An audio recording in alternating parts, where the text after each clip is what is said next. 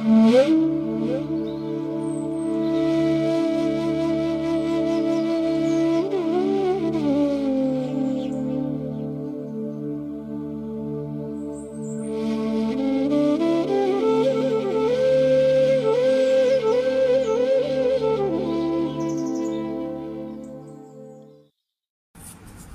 জননীং শারদাং দেবীং রামকৃষ্ণং জগদ্গুরুং পাদপদ্মে তয় শ্রুত্বা প্রণমামি মুহুর্মুহুঃ। শ্রী শ্রী ঠাকুর, শ্রী শ্রী মা এবং স্বামীজি মহারাজের রাতুল চরণে ভুলুণ্ঠিত প্রণাম জানাই। শিক্ষক দিবসের ঠিক পরের দিন সকালে আমরা সৎকথায় প্রতিদিনের মনন এই ধারাবাহিক অনুধ্যানে আপনাদের কাছে নিবেদন রাখছি যে আগামী 8ই সেপ্টেম্বর অর্থাৎ আগামী রোববার আমরা একটি অরফেনেজে যাব কলকাতার জোকাতে, এবং প্রায় 220টি কিশোরী শিশুদের হাতে, যেখানে মেয়েরা থাকে, তাদের অনেকের বাবা মা আছে, অনেকের নেই, সেই তাদের হাতে আমরা কিছু পূজার প্রীতি উপহার প্রদান করব। তাই আজকে শিক্ষা দিবসের পরের দিন মায়ের খুকির কথা বারবার মনে পড়ছে। স্বামী বিবেকানন্দ বিদেশে ঠাকুরের কথা প্রায় বলেননি, শুধুমাত্র মাই মাস্টার বক্তৃতা ছাড়া। কিন্তু ভারতে নিবেদিতা স্বামীজির সঙ্গ পেয়েছেন, এবং শুধু তাই নয়, স্বামীজির কাছে নিবেদিতা শুনেছিলেন যে ঠাকুর মহামহিমান্বিত হয়েও আসলে ছিলেন শিশুর মতন। ঠাকুর ভাবনেত্রে দর্শন করেছিলেন সাদা সাদা মানুষের দেশে গিয়ে তিনি তাদের আদর যত্ন লাভ করছেন। শ্রী শ্রী মাকে পরে জানিয়েছিলেন যে সে দেশের মানুষ ভেতরেও সাদা, বাইরেও সাদা। একদিন সমাধি থেকে নেমে এসে তিনি বলেছিলেন, আমি সাদা লোকেদের দেশে ছিলুম, তাদের চামড়া সাদা, তাদের মন সাদা, আর তারা সরল ও আন্তরিক। দেশটা খুব সুন্দর, আমি ভাবছি ওখানে আবার যাব। সত্যি সত্যি যুগাবতারের লীলানাট্যে তারাই ভূমিকা নিতে পারেন যাদের অন্তর এবং বাইরেটা নির্মল হয়। ওই যে বলছেন চামড়া সাদা, মন সাদা, আর তারা খুব সরল ও আন্তরিক। সরল না হলে সরলকে পাওয়া যায় না। ভগবান তো সরল, সেজন্য শিশুর মতন।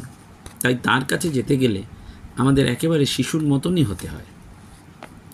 ভগিনী নিবেদিতা হয়তো সত্যি সত্যি পাশ্চাত্য দেশে তার বড় হয়ে ওঠা, তার রুচি সংস্কারের সব কিছুই পাশ্চাত্য দেশে, কিন্তু এই ভারতবর্ষে এসে তিনি ভারতবর্ষের চিন্তা সংস্কৃতির সাথে যেমন মিশে গিয়েছিলেন। 1898-এর 28শে জানুয়ারি মার্গারেট এলিজাবেথ নোবেল ভারতে এসেছিলেন এবং চিন্তা চেতনার জগতে মিশে গিয়েছিলেন। এবং স্বামীজির চরিত্রের বিরচিত দিকটি প্রথমবারের সাক্ষাৎকারের ফলেই তিনি চিনে নিয়েছিলেন এবং তাকে শ্রদ্ধালু করেছিল স্বামীজির অনুপম চরিত্রটিকে। ভগিনী নিবেদিতা বুঝেছিলেন যে ভারতবর্ষের জাতীয় আদর্শ হচ্ছে আধ্যাত্মিকতা। বিদেশের রাজনীতি ক্লিষ্ট জাতীয়তা নয়, ধর্মকে কেন্দ্রে রেখেই এদেশের শিক্ষা ব্যবস্থাকে গড়ে তুলতে হবে।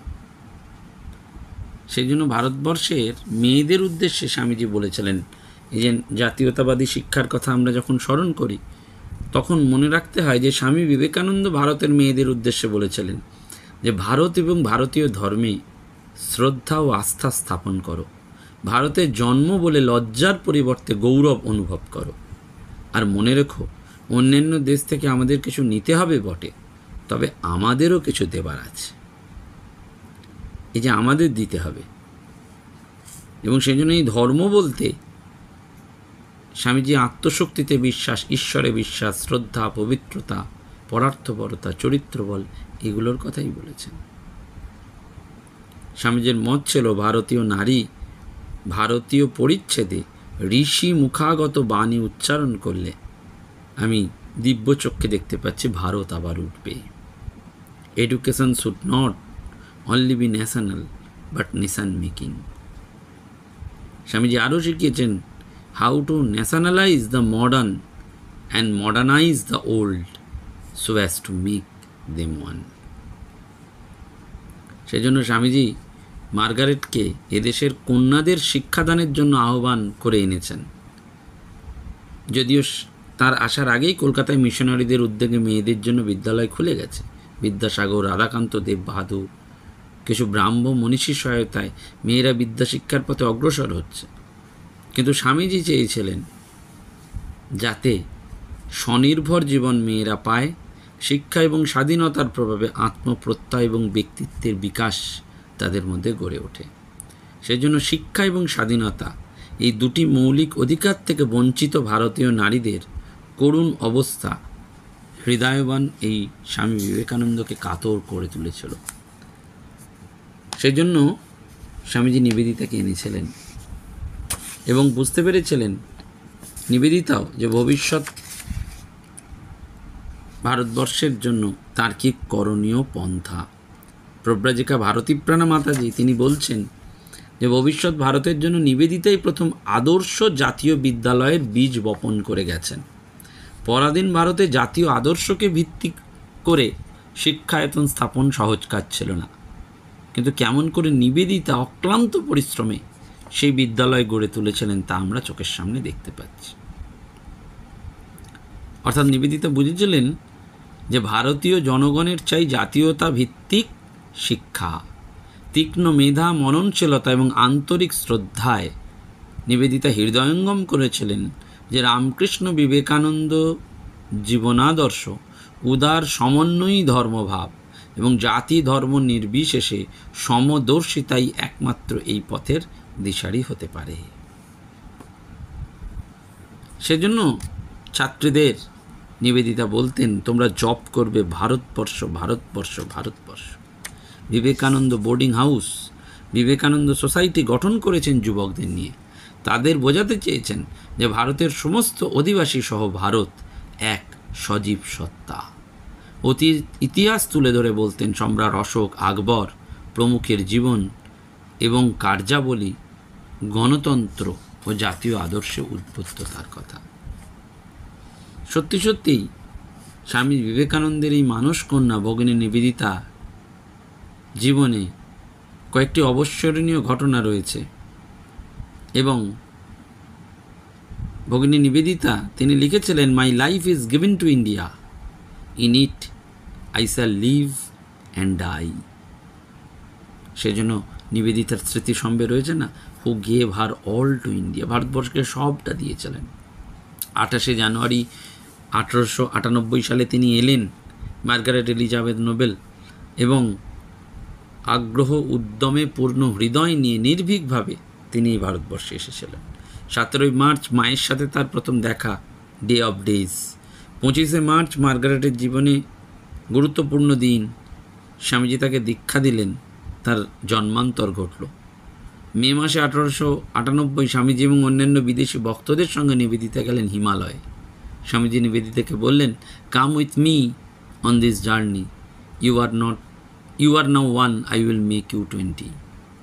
13ই নভেম্বর বিশাল কর্মযজ্ঞে ঝাঁপ দিলেন, শুরু করলেন কালী পুজোর দিন নিবেদিতা বালিকা বিদ্যালয়।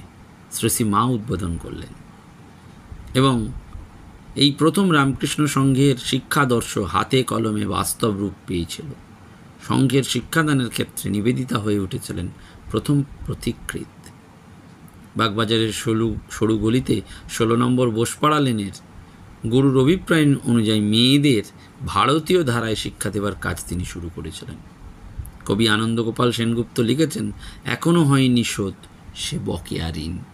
যে কাজটি নিবেদিতা শুরু করেছিলেন সত্যি সত্যি জাতীয়তার উন্মেষে নিরলস প্রেরণাদাত্রী রূপে ধর্ম, দর্শন, সাহিত্য, শিল্প, বিজ্ঞান, সাংবাদিকতা, সেবা এমন কোনো দিক নেই যেখানে নিবেদিতা তার স্পর্শ এবং অবদান রেখে যাননি। এবং সর্বক্ষেত্রে নিবেদিতার একমাত্র লক্ষ্য ছিল সার্বিক ফ্রিডম।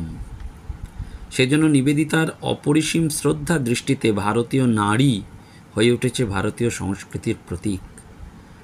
নিবেদিতা মনে প্রাণে বিশ্বাস করতেন অন্তরের বিকাশ ছাড়া ক্ষমতার বহিঃপ্রকাশ উপহাসে পরিণত হয়, এবং তার মতে হিন্দু নারী নিজের সংহত শক্তিকে কাজে লাগিয়ে উদার শিক্ষানীতি গ্রহণ করে লাভবান হতে পারবে। এই যে সব ক্ষেত্রে লক্ষ্য ছিল সার্বিক ফ্রিডম, সেজন্য স্বামী নিবেদিতা লিখছেন, we must transcendent all that is thus manifold and reach to that alone which is one. বহুরূপে প্রকাশিত এই জগৎ থেকে উত্তীর্ণ হয়ে আমাদের মিলে যেতে হবে সেই একে। তারপরেই প্রশ্ন তুলেছেন কিভাবে সেই অবস্থা লাভ করা যায়। By renunciation and by concentration, একমাত্র উপায় ত্যাগ এবং মনঃসংযোগ। If the world is for enjoyment, let us enjoy. If we are not to enjoy, it is only because there is some greater end than enjoyment. অর্থাৎ নিবেদিতার এই কথার মধ্যে রয়েছে লোয়ার ট্রুথ থেকে হায়ার ট্রুথে যেন আমরা উত্তীর্ণ হই, অসৎ থেকে সতে নয়, সব সত্যের বিভিন্ন প্রকাশ। অর্থাৎ নিবেদিতা বলতে চেয়েছেন ভোগের মধ্যে আনন্দ না পেলে বুঝতে হবে সামান্য ইন্দ্রিয় গ্রাহ্য ভোগের আনন্দ থেকে বৃহত্তর মহত্তর কিছু আছে। কারা সেই মহত্তর আনন্দের অধিকারী? উপনিষদ বলছেন অনিত্য জগতের মধ্যে যারা নিত্য বস্তুর দর্শন পায়, মৃত্যুর মধ্যে যারা জীবনের স্পন্দন অনুভব করে, পরিবর্তনশীল বহুত্বের মধ্যে যারা সেই এককে উপলব্ধি করে, তারাই চির শান্তির অধিকারী হয়, আর কেউ নয়। সেজন্য নিবেদিতার প্রিয় প্রার্থনাই ছিল অসতো মা সদ্গময়, তমসো মা জ্যোতির্গময়, মৃত্যুর মা অমৃতঙ্গময়। এবং আজকে যখন চারিদিকেই অনিশ্চিত অস্থির অবস্থা আমরা দেখতে পাই সমাজে, কর্মক্ষেত্রে, পারিবারিক জীবনে, তখন বারবার মনে হয় নিবেদিতার সেই অসাধারণ চিন্তন এবং অনুভূতির কথা। ওই যে অনিত্য জগতের মধ্যে যারা নিত্য বস্তুর দর্শন পায়, তারাই সেই মহত্তর আনন্দের অধিকারী হয়। স্বামীজি নিবেদিতাকে বলেছিলেন ওয়ার্ল্ড মুভার, ভবিষ্যৎবাণী করেছিলেন India shall ring with her. সত্যি সত্যি জগৎ আলোড়নকারী শক্তি এই ভগিনী নিবেদিতার মধ্যে রয়েছে। নিবেদিতা সারা জীবন দিয়ে তার সেই জগৎ আলোড়নকারী শক্তিকে যেন প্রকাশ করেছেন, এবং অত্যন্ত কঠিন পরিশ্রমের মধ্যে দিয়ে। বোসপাড়ার একটা ছোট্ট গলি, তার মধ্যে একটা ক্ষুদ্র বিদ্যালয়, আর সেখানে নিবেদিতার মতন এই অসাধারণ প্রতিভাশালিনী একান্ত নিষ্ঠাব্রতী নারী, তিনি তার সমস্ত জীবনটা দিয়ে গেছেন এই নারী শিক্ষার জন্য। এবং এই শিক্ষার মূলে ছিল ইতিবাচক চিন্তা। স্বামীজির কাছ থেকে শ্রীরামকৃষ্ণের শিক্ষাদানের এই ইতিবাচক ভঙ্গিটি তিনি পেয়েছিলেন। ফলে কেউ ভুল বললেও তাকে তিনি বলতেন আরেকটু ঠিক করে বলতে হবে, কেউ ঠিক বললে অতি উৎসাহের সঙ্গে তিনি বলতেন ঠিক ঠিক। অর্থাৎ শ্রীরামকৃষ্ণের কাছে শিক্ষার দুটো ভাগ ছিল, একটা গ্রাসাচ্ছাদনের, সংসার প্রতিপালনের উপযোগী করে, সেটি তার নিজের ভাষায় হচ্ছে চালকলা বাঁধা বিদ্যে, আর দ্বিতীয়টি হচ্ছে মনুষ্য জীবনের উদ্দেশ্য আত্মচৈতন্য লাভ, স্বস্বরূপকে চেনা, ঈশ্বর লাভ, সেটাই প্রকৃত শিক্ষা। তার বালক ভক্তরা প্রথাগত শিক্ষায় শিক্ষিত না হয়েও এক একজন দিকপাল জগৎ আচার্য হয়েছিলেন। যুক্তি বলে যে শিক্ষা আমাদের বাহ্য আন্তর সব বাধা অতিক্রম করে মুক্ত করে দেওয়ার ক্ষমতা রাখে, তাতে সামান্য গ্রাসাচ্ছাদনের ব্যবস্থা হয় না, এ কি হতে পারে? আসলে আমরা বুঝতে পারি না, সেজন্য আমরা ধরতে পারি না। সেজন্য নিবেদিতা এটি বুঝেছিলেন, এবং নিবেদিতার কাছে শিক্ষার দুটি শর্ত ছিল, একটা জাতীয়তাবোধের উন্মেষ আর একটা আত্মশক্তির জাগরণ। কেউ পর নয় মা, জগৎ তোমার, শ্রী মা যেটি বলছেন এইটি বোধের জাতীয়তা, আর আত্মশক্তিতে হচ্ছে জগৎকে আপনার করে নিতে শেখা, এটা শক্তির জাগরণ। শিক্ষা মানে বাইরে থেকে জ্ঞান ও শক্তি আহরণ করা নয়, অন্তরের শক্তিকে পূর্ণ বিকশিত করে তোলার সাধনা। সেই জন্য নিবেদিতা লিখেছেন, জানিয়েছেন ভারতবর্ষের শিক্ষার ভিত্তি হচ্ছে ত্যাগ ও প্রেম। আত্মত্যাগেই প্রেমের জন্ম, আবার প্রেমেই ত্যাগের উৎপত্তি ও ব্যাপ্তি। ত্যাগ মানে নিঃস্ব হয়ে যাওয়া নয়, অক্ষয় ধনী হওয়ার পথই হচ্ছে ত্যাগ। ত্যাগ মানে সংসারের ভয়ে পালিয়ে যাওয়া নয়, বরঞ্চ জগৎ সমাজে বিজয়ী হওয়ার একমাত্র উপায়ই হচ্ছে আত্মত্যাগ। একজন বিদেশিনীর পক্ষে এই অসম্ভব পথকে মসৃণ করে তুলেছিলেন শ্রী শ্রী মা স্বয়ং। প্রতিবেশিনী যখন স্পর্শ করা দূরে থাক, তার দাঁড়ানোর স্থানে গঙ্গা জল এবং গোবর লেপেছে, সেই সময় শ্রী শ্রী মা তাকে আদর করে ডেকে বসিয়েছেন, চিবুকে হাত দিয়ে চুমো খেয়েছেন, একসঙ্গে বসে প্রসাদ গ্রহণ করে তাকে অলক্ষ্যে হিন্দু সমাজে বরণ করে নিয়েছেন। এটিই তো বোধহয় নারী মুক্তির সব থেকে বড় দৃষ্টান্ত। সেজন্য স্বামীজি যে শিক্ষার কথা বলেছেন, সমস্ত সমস্যার সমাধানে শিক্ষায় মহৌষধের কথা বলেছেন, সেখানে তিনি বলেছেন শিক্ষা দিয়ে ছেড়ে দিতে হবে, তারপর নিজেরাই যা হয় করবে। বিয়ে করে সংসারী হলেও ওইরূপে শিক্ষিত মেয়েরা নিজ নিজ পতিকে উচ্চভাবের প্রেরণা দেবে এবং বীর পুত্রের জননী হবে। স্বামীজির সেই ভবিষ্যৎবাণী ছিল, একাধ পুরুষ বাদে ওই মঠের কদর দেশের বহু লোক বুঝতে পারবে। মেয়েদের মধ্যে একজনও যদি কালে ব্রহ্মজ্ঞা হন, তবে তাঁর প্রতিভায় হাজারো মেয়ে জেগে উঠবে এবং দেশের ও সমাজের কল্যাণ হবে। সেজন্য বারবার মনে রাখতে হয় যে ইতিহাসটি সূচনা হয়েছিল প্রকৃতপক্ষে ভগিনী নিবেদিতা এদেশে পদার্পণ এবং এগিয়ে যাওয়ার মধ্যে দিয়ে সেই ইতিহাসের যেন গতি আরও এগিয়ে গেছে। ক্ষিতীন্দ্রনাথ মজুমদার তিনি লিখছেন যে একবার নন্দলাল রাধাকৃষ্ণের ছবি আঁকছেন, পেছনে এসে দাঁড়ালেন নিবেদিতা, কিন্তু কই তাঁদের নয়নে স্বর্গীয় সুষমা তো নেই, দুলোকের দিব্য জ্যোতিতে দীপ্ত হয়নি তো সুঠাম শ্যামবড়তনু। নিবেদিতা শুধালেন, কার ছবি আঁকছো আর্টিস্ট? রাধাশ্যামের। নন্দলাল বললেন, তা তো নীলাভ অঙ্গ লাবণ্য দেখেই বুঝেছি, কিন্তু এতে যে যৌবন সুলভ আত্মচ্ছ্বাস তোমার আর্টিস্ট। 50 অতিক্রম না করে রাধাকৃষ্ণের লীলা আর এঁকো না, বুঝলে? নন্দলাল সেই উপদেশ অক্ষরে অক্ষরে পালন করেছিলেন। অর্থাৎ কতটা অভিব্যক্তি থাকলে এটি বুঝতে পারা যায়। এবং সেই জন্য নিবেদিতা বুঝতেন যে গুটি কয়েক মেয়েকে শিক্ষা দিলেই স্বামীজির মিশন সম্পূর্ণ হবে না। এমন এক শ্রেণীর নারী চাই যারা তাদের ভবিষ্যৎ নারী জাতিকে শিক্ষা দেবেন এবং তাদের সকল সমস্যার সমাধান করবেন। কর্মক্ষেত্র ছাড়া তাদের কোনো গৃহ থাকবে না, ভালোবাসা থাকবে কেবল গুরু, স্বদেশ এবং জনগণের প্রতি। সেই জন্য নিবেদিতা বিদেশে গিয়েছিলেন এবং ভারতীয় নারীকে যেমনটি হয়ে উঠতে হবে সেই সম্পর্কে নিবেদিতার স্পষ্ট ধারণা ছিল। সীতা শব্দটি তিনি অত্যন্ত জোর দিয়ে ছাত্রীদের বারবার বলতেন। প্রাত্যহিক খুঁটিনাটি বিষয় মেয়েরা যাতে মাতৃভূমির নিজস্বতা বলে না যায়, সেদিকে নিবেদিতার সজাগ দৃষ্টি ছিল। ভারতী প্রাণা মাতাজি লিখেছেন, জীবনের বিভিন্ন ক্ষেত্রে আন্তরিক সেবার ভাব ও নিঃস্বার্থ ভালোবাসার ভাব, যে ভাবের মূর্ত বিগ্রহ আমাদের ভগিনী নিবেদিতা, সেই ভাব যদি আমরা বহন করে নিয়ে যেতে পারি, তবেই ভগিনী নিবেদিতার উদ্দেশ্যে আমাদের শ্রদ্ধাঞ্জলি নিবেদন সার্থক হবে। এই অনুধ্যানের শেষ পর্বে আমরা ভগিনী নিবেদিতাকে স্মরণ করছি, বারবার আমাদের অন্তরের অন্তঃস্থল থেকে প্রণতি জানাচ্ছি।